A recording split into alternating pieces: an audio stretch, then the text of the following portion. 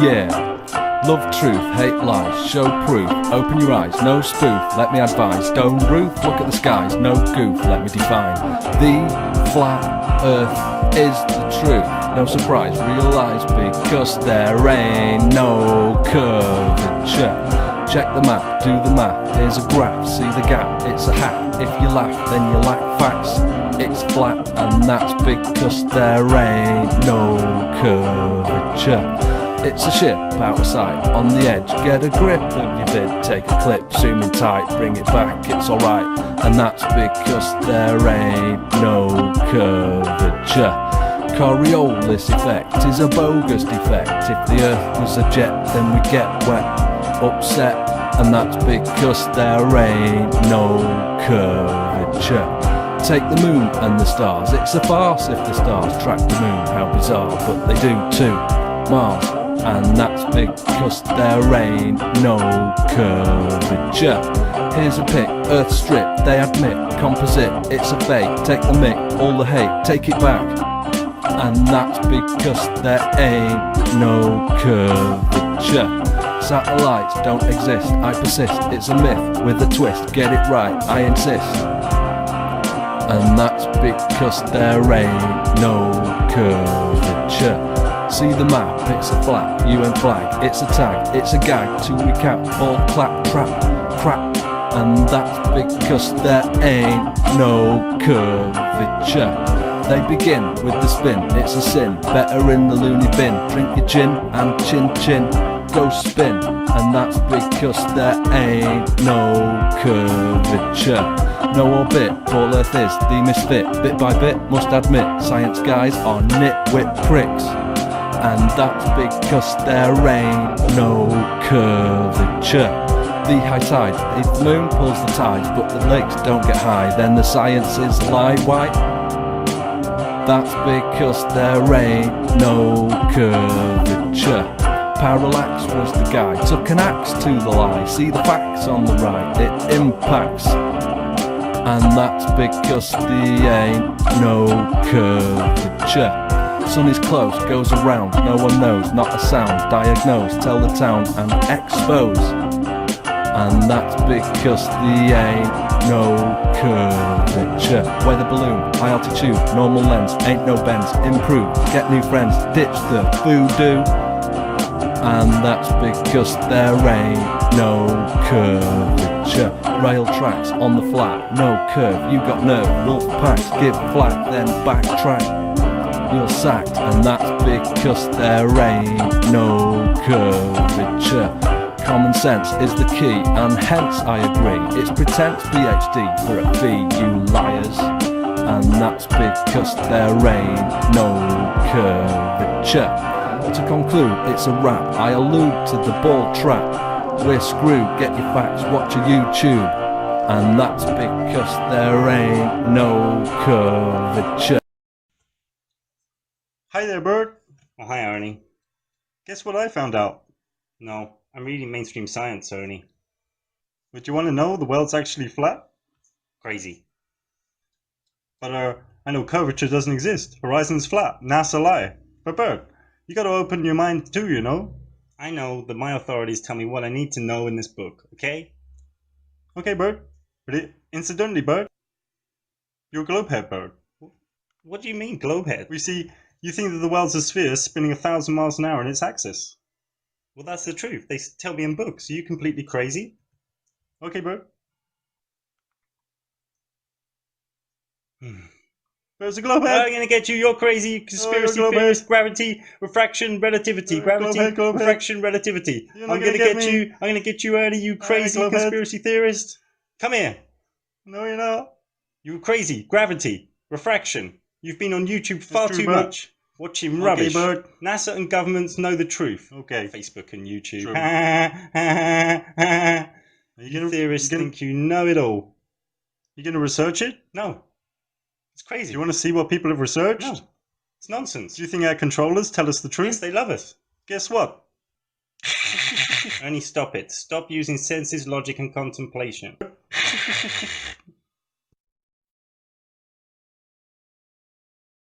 What? And the Lord said unto me, a conspiracy is found. Conspiracy.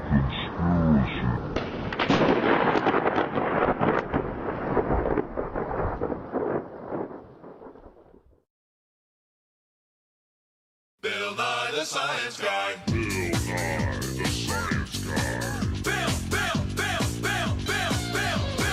Bill Nye the Science Guy. Wind all over the world is caused by heating and cooling of the earth. Wind can do work. Hey, look at that. And it makes sailboats go! Wow, he went right through the door. Hey! Thanks, guys. Thanks. Whew. Now, real wind doesn't come from a fan. No, in nature, wind is caused by the heat from the sun and the rotation of the earth. That's what makes these intricate patterns of clouds that we see on this photo from space.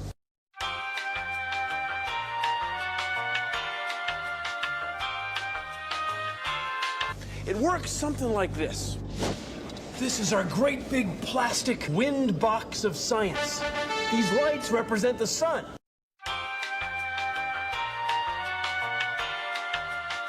Wind is caused by the heat from the sun and the rotation of the earth.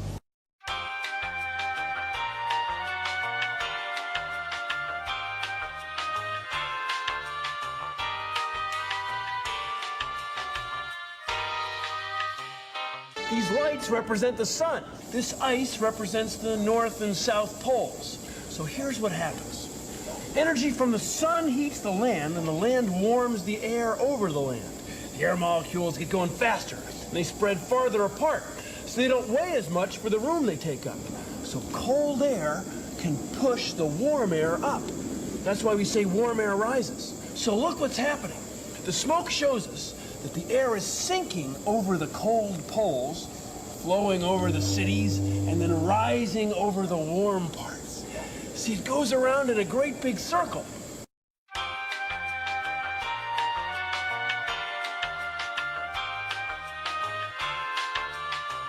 And that's what happens on the Earth. Now there's one more thing. The Earth is spinning. The Earth is spinning. The Earth is spinning.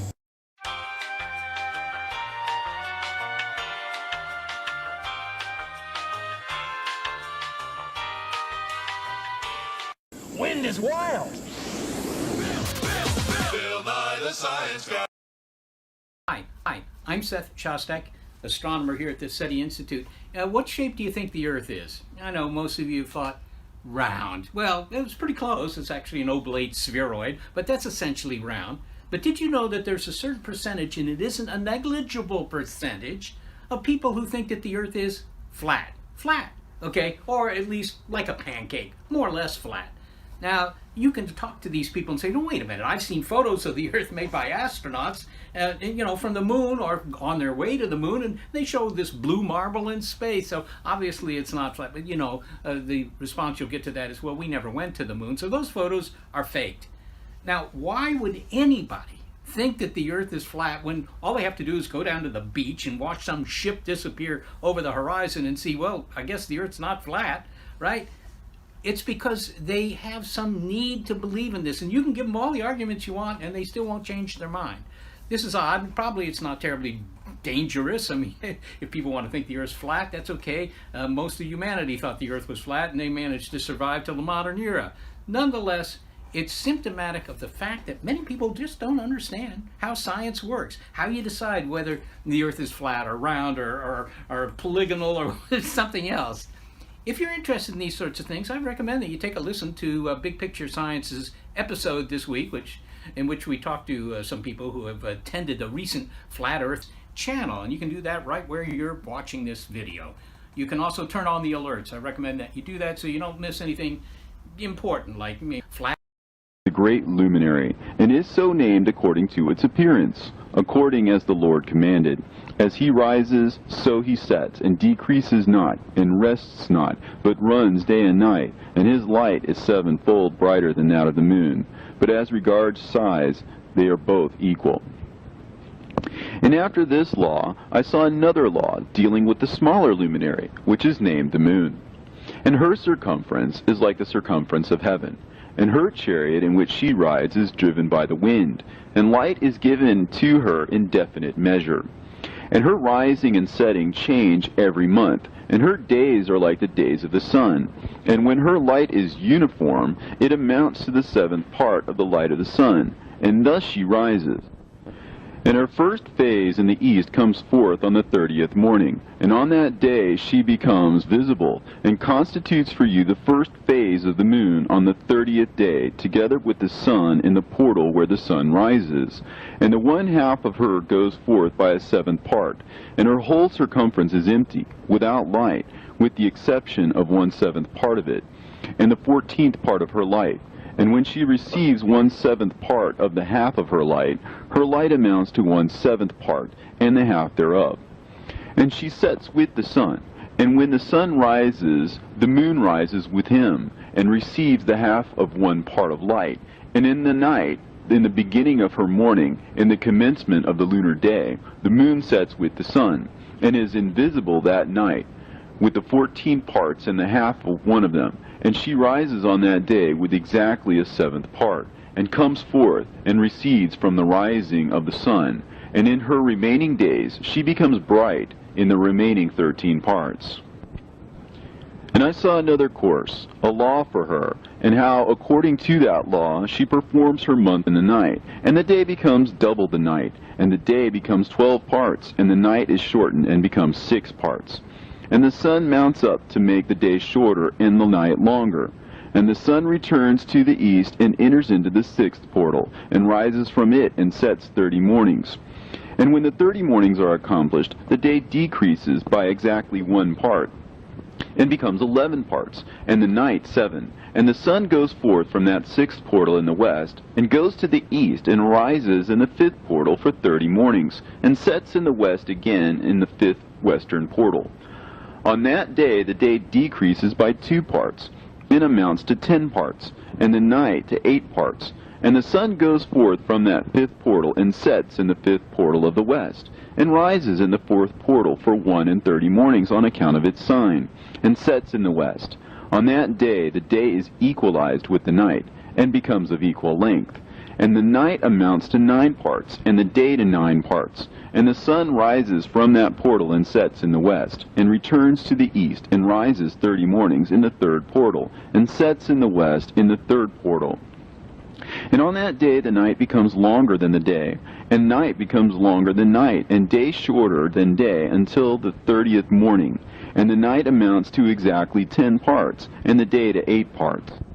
And the sun rises from that 3rd portal, and sets in the 3rd portal in the west, and returns to the east, and for 30 mornings rises in the 2nd portal in the east, and in like manner sets in the 2nd portal in the west of the heaven.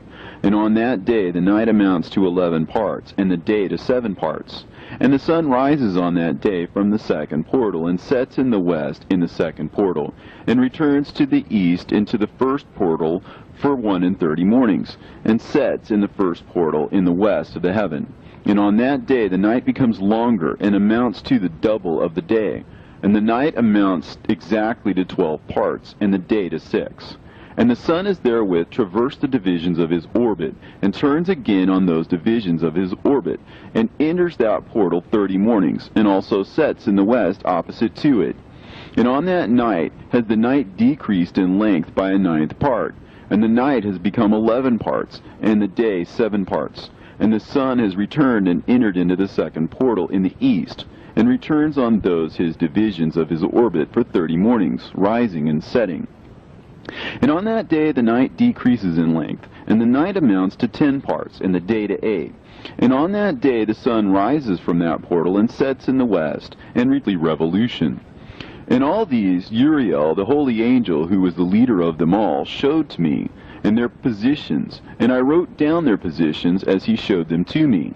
And I wrote down their months as they were, and the appearance of their lights, till 15 days were accomplished. In single seventh parts she accomplishes all her light in the east, and in single seventh parts she accomplishes all her darkness in the west. And in certain months she alters her settings, and in certain months she pursues her own peculiar course. In 2 months the moon sets with the sun, in those 2 middle portals, the third and the fourth. She goes forth for 7 days, and turns about, and returns again through the portal where the sun rises, and accomplishes all her light. And she recedes from the sun, and in 8 days enters the 6th portal, from which the sun goes forth. And when the sun goes forth from the 4th portal, she goes forth 7 days, until she goes forth from the 5th, and turns back again in 7 days into the 4th portal, and accomplishes all her light. And she recedes and enters into the 1st portal in 8 days, and she returns again in 7 days into the 4th portal, from which the sun goes forth. Thus I saw their position, how the moons rose and the sun set in those days. And if 5 years are added together, the sun has an overplus of 30 days, and all the days which accrue to it for one of those 5 years, when they are full, amount to 364 days. And the overplus of the sun and of the stars amounts to 6 days. In 5 years, 6 days every year come to 30 days, and the moon falls behind the sun and stars to the number of 30 days. And the sun and the stars bring in all the years exactly, so that they do not advance or delay their position by a single day unto eternity, but complete the years with perfect justice in 364 days. In 3 years there are 1,092 days, and in 5 years 1,820 days, so that in 8 years there are 2,912 days. For the moon alone the days amount in 3 years to 1,062 days. And it returns to the east and enters into the 6th portal, and rises and sets in the 6th portal 31 mornings on account of its sign. On that day the day becomes long. That's a wreath. It's a wreath.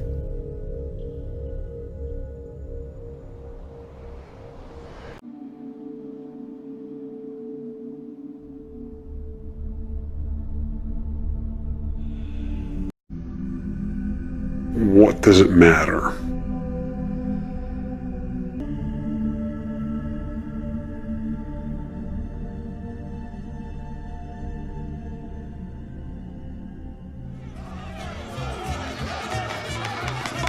But there was that ant that stood up to me. Ever figure that out, there goes our way of life. It's about keeping those ants in line. Because you don't have the profit incentive. You're not trying to be a slave master. You're not interested in enslaving other people.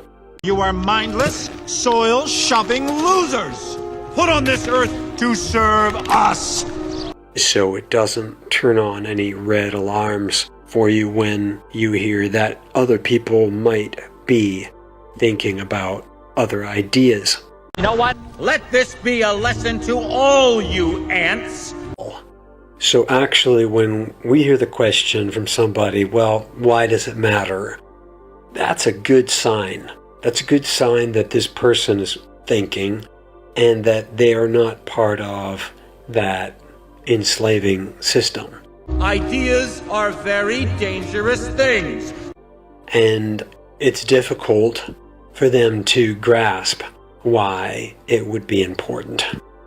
What does it matter if we are in a traditional cosmology or if we are on a ball spinning? The difference is that in the traditional cosmology, you matter. You are important. No le pasa res aquí.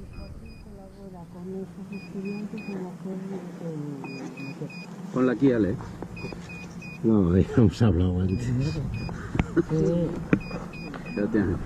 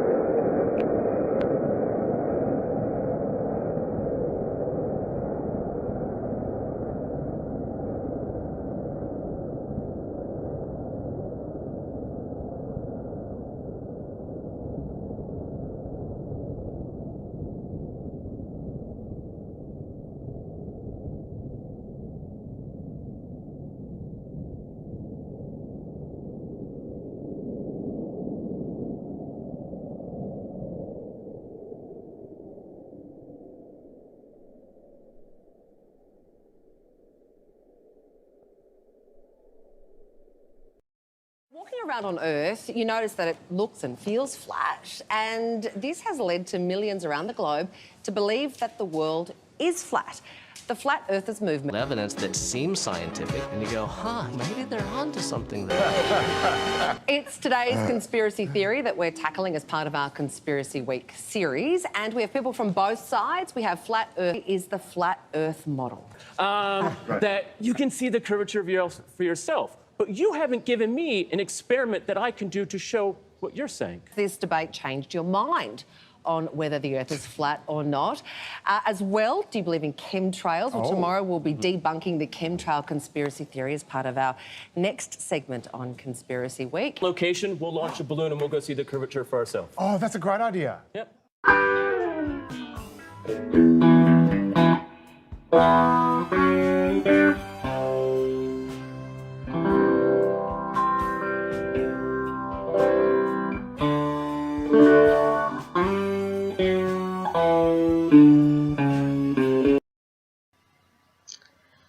So, I've came across Flat Earth about,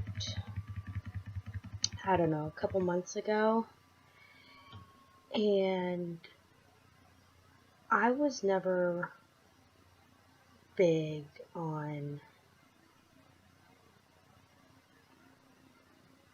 really life. I don't know. Anyways.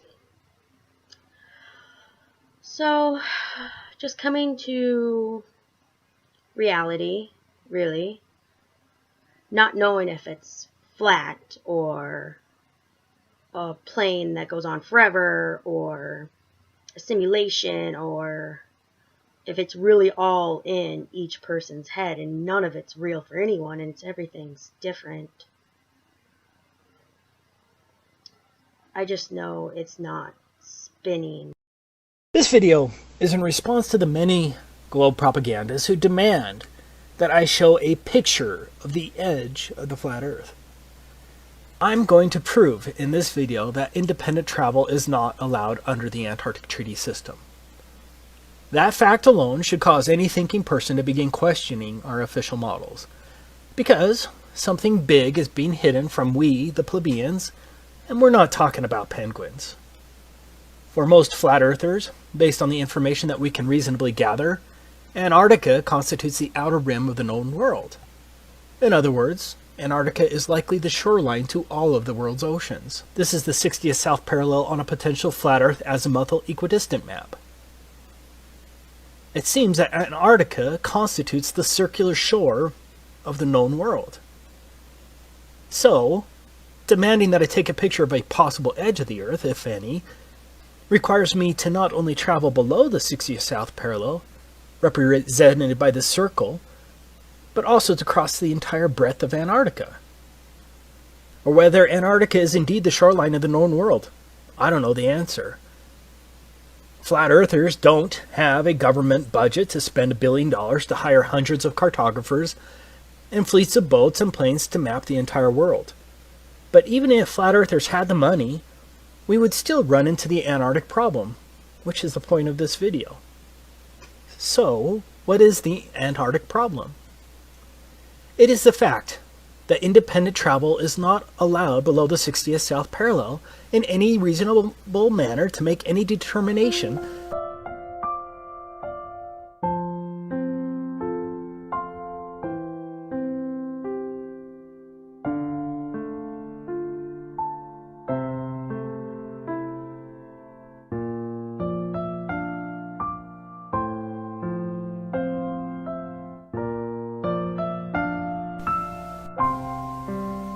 But, as I will describe in this video, I suspect that Antarctica is the shoreline, circumscribing the known world, due to the unbelievable restrictions placed on travel there.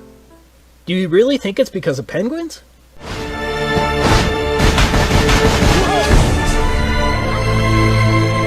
The Antarctic Treaty was executed in 1959 and has been in place ever since. Think about it. No country had any real alleged concerns about the environment at that time. One of the more interesting facts is that the Soviet Union also ratified the treaty, and did so from the beginning on December 1st, 1959. Do you really think the Soviets were truly concerned about the penguins and the fragile Antarctic environment? In other words, America, the USSR, and the rest of the major countries of the world remain partners in generally closing Antarctica throughout most of the so-called fake space race, the Cuban Missile Crisis of 1962. As I was preparing this video, I found something else that's interesting. Out of all the flags of all the countries across the Earth, can you guess which one only shows a map of the country as the emblem of the country? You guessed it. Only one. Antarctica. Yeah, the one country they want you to know the shape of. Let me make this clear from the beginning. Travel to Antarctica is more difficult than travel to a military base. I'm not talking about going to the visitor center along the edge of Antarctica.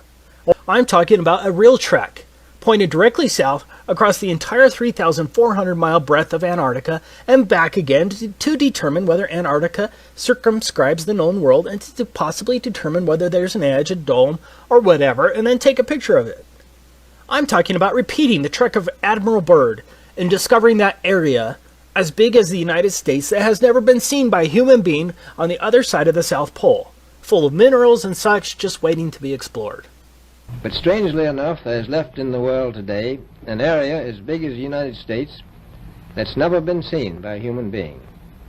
And that's beyond the pole on the other side of the South Pole from Middle America.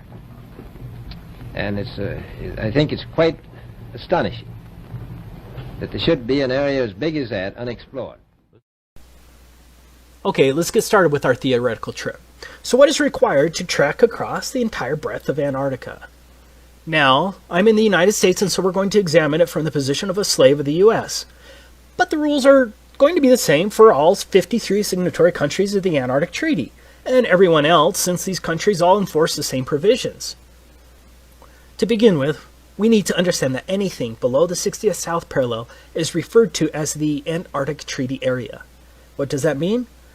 That means I'm generally not allowed within hundreds of miles of Antarctica, from approximately 400 to 900 miles, without obtaining a permit to do so. Now, the U.S. government has recorded that some sailors have seen the mountain ranges of Antarctica at 300 miles distance while sailing. Of course, 300 miles should be impossible on the globe with a curvature drop of 11.4 miles, but the 60th parallel is between 400 and 900 miles away from the shoreline of Antarctica. Even under a flat Earth, that's a lot of lower atmosphere to see through.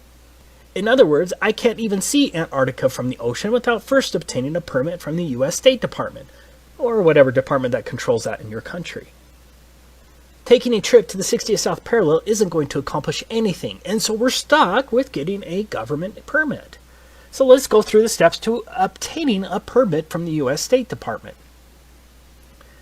This is the handbook of the Antarctic Treaty System. These are the rules that govern all signatories to the treaty.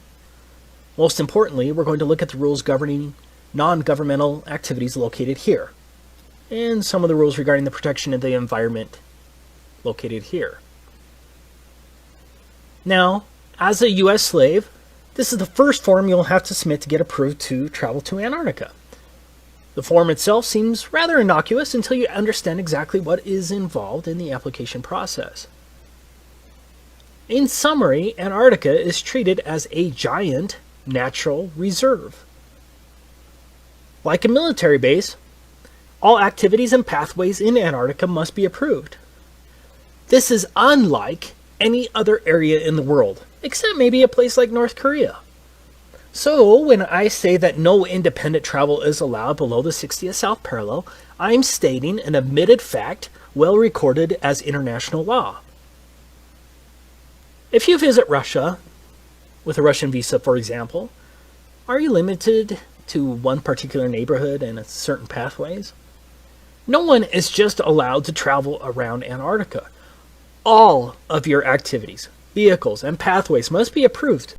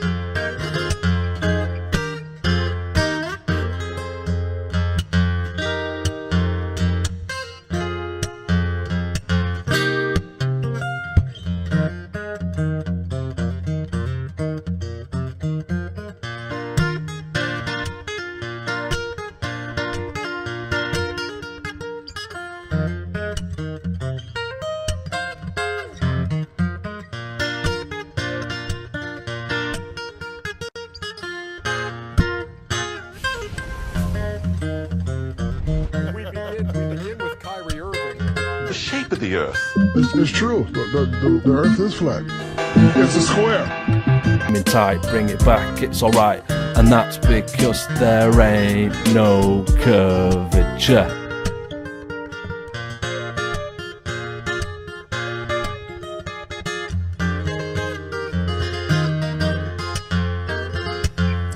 Well, you know, it's like, it's gotta be that way. It's gotta be, like, you know, the world being flat, for instance. Right? It's gotta be flat. Because it's flat right here. That's exactly right. Kyrie Irving, who plays for the Cavaliers, he recently said that he believes the world is flat.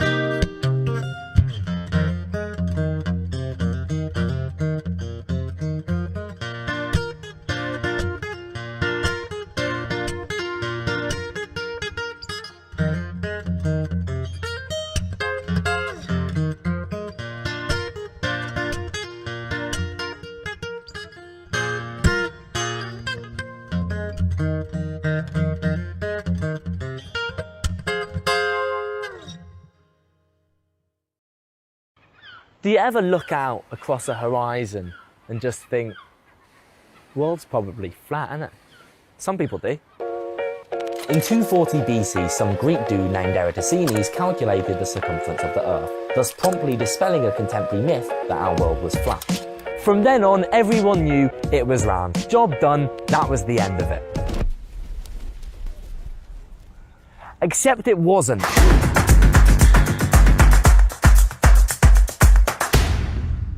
Bizarrely, it wasn't until the 1950s that a fair few people changed their minds about the whole Earth being round thing, with Samuel Shenton. But in my own research, I found that flat earthers don't seem to believe in these photos, or space travel as a whole. They believe gravity as a theory is false, objects simply fall. Yep.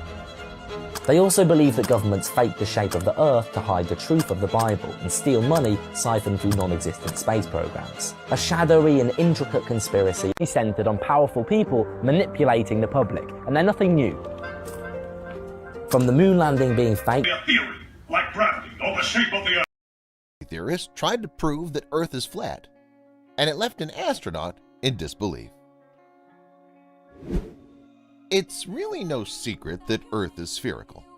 After all, hundreds of images taken from space have proved as much over the past few decades. What's more, prominent thinkers have even come to the same conclusion 2 millennia ago. But according to some theorists, our planet is actually in the shape of a disk. And when one proponent of the flat Earth hypothesis gave his argument to a real-life astronaut, the other man was left in absolute disbelief. Up until around a couple thousand years ago, though, people predominantly thought of Earth as a flat plane. Things began to change in the 6th century BC, however. That was when philosopher Pythagoras introduced the idea of a round planet to his fellow Greeks. Then, a few hundred years later, Aristotle would give his own conclusive empirical proof of Pythagoras' theory. From then on, word started to spread, and people gradually accepted that Earth is in fact spherical. And while it took different lengths of time for the world's various societies to catch up, China, for instance, didn't come round to the idea until the 1600s, eventually everyone appeared to be unanimous on the truth. In the second half of the 20th century, however, modern flat Earth theorists began to come to the fore. The International Flat Earth Society was founded in 1956, for instance, with Samuel Shenton at its head. The organization was somewhat of a descendant of the 19th century Universal Zetetic Society, which itself was promoted by writer Samuel Rowbotham, and the hypothesis he'd outlined in his book, Earth Not a Globe. And in the late 1970s, the International Flat Earth Society would put forward its vision of what the planet truly looks like. According to the group, the Earth is in fact a disk. The North Pole is at its midpoint, while Antarctica is on the outer edge. Charles K. Johnson, Shenton's successor, pointed to the fact that the Society's map of the world looks like a UN flag as proof of the hidden truth. Today, meanwhile, there are a number of flat Earth theorists all over the world, including several high-profile celebrities. NBA star Kyrie Irving, for instance, revealed in early 2017 that he subscribes to the hypothesis. In September 2017, moreover, hip-hop artist B.O.B. launched a crowdfunding campaign to raise $1 million. With that money, The rapper hopes to send satellites and weather balloons into the atmosphere to help him find Earth's curve. Another such flat earther is Mark Sargent, who's based in Washington. And in November 2017, Sargent phoned into British daytime TV show Good Morning Britain to discuss his beliefs with none other than Terry Virts, a one-time astronaut for NASA. The show itself was hosted by ex-CNN presenter and America's Got Talent judge Piers Morgan and English journalist Susanna Reid. As a part of a segment on the flat Earth theory, Morgan and Reid introduced Virts onto the show. Morgan would go on to ask the former astronaut, moreover, how he knows the Earth is round. Virts stated that he'd flown around the planet at 17,000 miles an hour. If Earth was flat, then he wouldn't have come back. Then the host introduced Sargent, who revealed his own reasons for his beliefs. "Go to the beach with a high-powered HD camera and look off into the distance," Sargent said on the show. "About 10 or 15 years ago, you could see ships go over the horizon. Now you can bring them back into frame. All you have to do is crank up the zoom. Technology's changed everything. All the world's a stage." When the studio camera panned back to Virts, however, he appeared to be bemused by Sargent's explanation. And that probably came as no surprise. After all, he's a man who's traveled into outer space and even spent months aboard the International Space Station. Therefore, he's someone who's seen with his own two eyes just how round Earth is. And he seemingly couldn't just sit there and let Sargent tell the British public that the planet is actually flat. In response then, Virts pulled out a copy of his latest book, featuring multiple astonishing photographs taken in space. He showed one of these to the camera, taken over the UK, and with the northern lights overhead. That clearly seemed to depict the planet's curvature. Reid then joked that the picture could have been doctored, a common argument put forth by flat Earth theorists. Morgan then suggested to Sargent that he was talking utter nonsense, but the flat earther countered the host by pointing out that the first blue marble shot of Earth, which takes in the entire diameter of the planet, was taken in 1972. However, the second such image, Sargent went on, was captured in 2015, some 43 years later. And Sargent then openly wondered why we'd gone 4 decades without any similar pictures of Earth being taken. However, a seemingly incredulous Morgan replied by asking why anybody would bother making up the lie in the first place. What would they have to gain from it? In response, Sargent simply dialed his conspiracy theory up to 11 by saying that the flat Earth cover-up is simply one part of a much bigger falsehood. Pulling out a model of the supposed flat Earth, Sargent said, "If this place was built, that means it was built by someone." He then suggested that whoever was responsible for creating Earth might also have been responsible for coming up with the round Earth theory, passing it down as a way to throw us off the truth. Virts' response, though, was simply to laugh and point out how impossible it is to keep secrets these days. Indeed, thanks to the internet and the rise of social media, how would these kind of large-scale cover-ups even work? That's a common counter-argument not only to the flat Earth theory, but to most conspiracies in general. Not that that stopped Sargent, who once again had an answer to Virts and the Good Morning Britain hosts. "You don't need 100,000 people to keep this thing a secret," he argued. "The only guys who need to be in on this are none of the wrench turners at NASA. All you need are the telemetry guys, and those bosses, and of course, guys like Terry." Then, in order to find out how deep Sargent's conspiracy theorizing goes, the presenters probed him on his other convictions. And in the process, they found that he doesn't agree that humans have landed on the moon, another matter that's been the subject of debate over the decades. Sargent doesn't believe that Elvis Presley is still alive, however, perhaps proving that there is a limit to what he's willing to question after all. And the Good Morning Britain segment hadn't marked the first time an astronaut had clashed with a flat Earth theorist. When B.O.B. first launched his campaign, for example, both Virts and Buzz Aldrin, the second man on the moon, tweeted about how they knew Earth is round because they'd flown around it themselves. Indeed, no matter how much conspiracy theorists like Sargent insist that the Earth is flat, there's plenty of evidence out there to prove otherwise. And when that evidence is totally and systematically ignored, it's no wonder that astronauts who've seen the truth for themselves, like Terry Virts, are left in disbelief.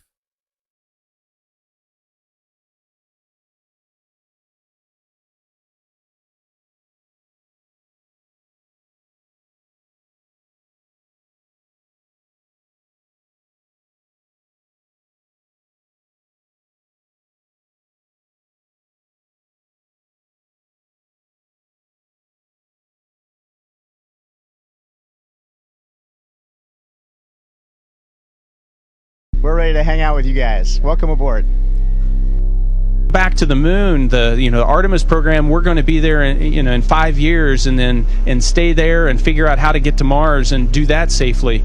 And all of that is going to be predicated on understanding how space affects the human body. So we spanned the entire spectrum up here. Hiding an emotional problem, I realized, was like returning to the Dark Ages. And I don't think we can watch men walk on the moon and be in the Dark Ages. It's time to get clean. I got to tell you, life aboard the International Space Station is amazing every day. It's full of surprises. It's full of exciting science that we're accomplishing. We could sort of work on a flat plane. It's just more far-fetched. So, okay. Whatever. Flat Earth, that's far-fetched. Yeah, exactly. All right. We've got a team spread across the globe.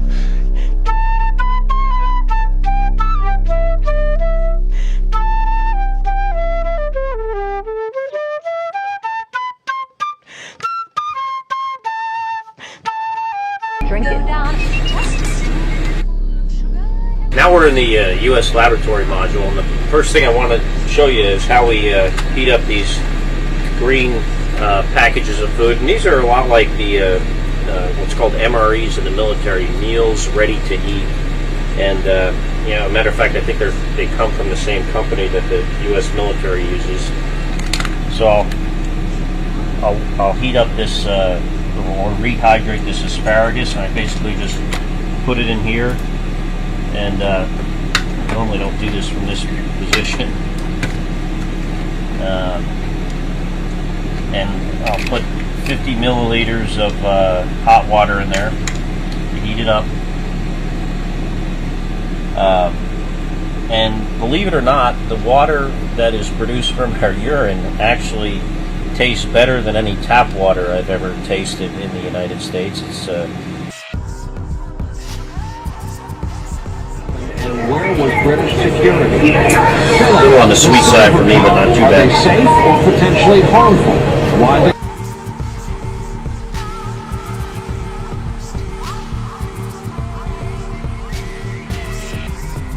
I might add, it's color-coded, so you really don't get it mixed up, which is nice. This is yellows for number one. It's really wet. Fluff. Two options. Swallow it. Yes, I think it's what keeps me looking so youthful, but I don't like it in my eyeball. Keep a pair of scissors, Velcro, my magnetic case with my needles, my spool of thread. I like fluffernutters. Especially as we start going deeper into space. Or you can just spit it out in a paper towel. And it just every day is full of new things. And See how much better the brush makes my hair look? I'm just joking. It still stands up straight. It doesn't matter where you are. It's always going to stand up straight while you're up in space. Just this past week, I was working on an experiment where we were testing out the way rubbers are made, and maybe that we can make better rubbers.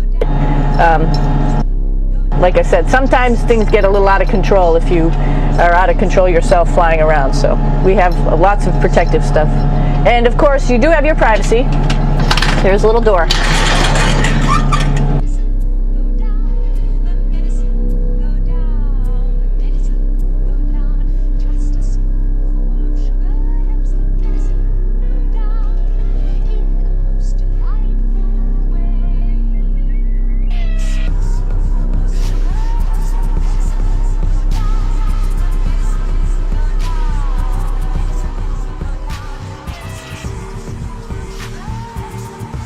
So it's a lot of complicated science to make this all work.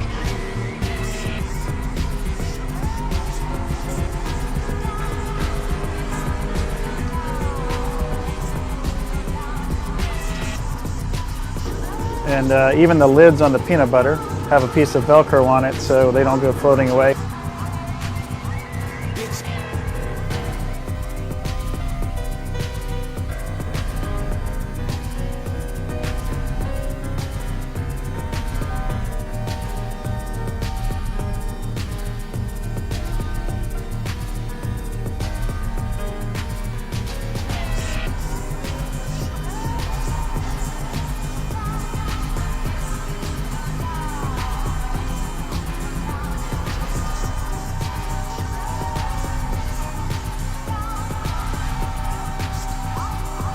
It's far from being a masterpiece, but it was made in space.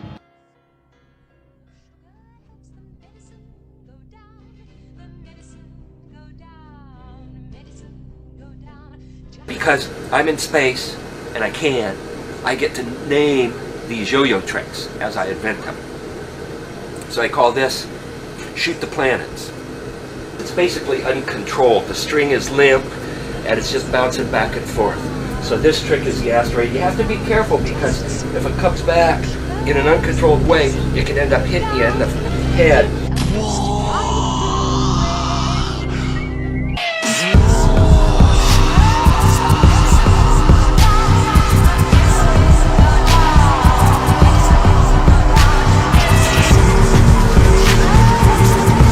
Emerge. Deeper into space.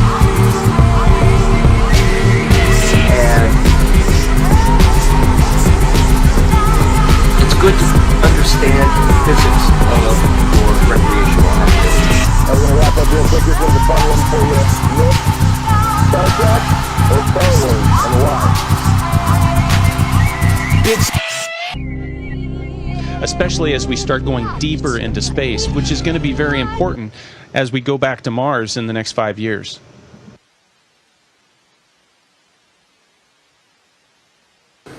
One of the neat things about video is that you can edit out all these things when you goon it up, you know. Nobody would say space is void of any properties. Where is your information from this? This is from a book. Sure. What if I was to say that 95% of the publishing houses are owned by the people that are pushing the globe model? So the idea of space travel is pretty pathetic. The idea of deep space is certainly debunked. NASA says we ought to put that on one of their rockets. I give you the evidence of what you just said we should see if the Earth is a ball, but yet you persist in believing the Earth is flat because you're going to make up an explanation to explain this away. I mean, you asked for evidence and I gave it to you, but you're not willing to accept the evidence when